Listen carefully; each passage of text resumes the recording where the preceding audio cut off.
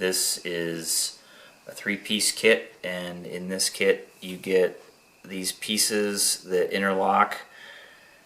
This piece is the center piece that goes left to right, and you can notice the slots. This side here goes to the passenger side, and what you're going to do is put that vertical like that, and then there's 2 pieces here.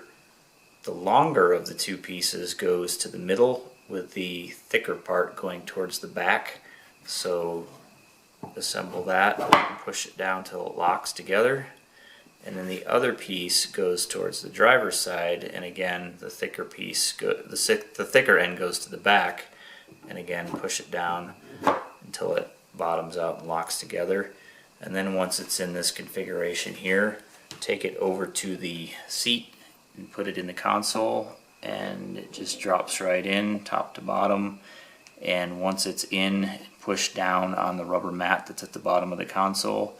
It's tight front to back, it's tight left and right, and it gives you plenty of room in there working around the coin holder. And in this section over here we have the power outlet, so that you have plenty of room in here for the cords, and to be able to get your hand in and out so you can plug and unplug that cord.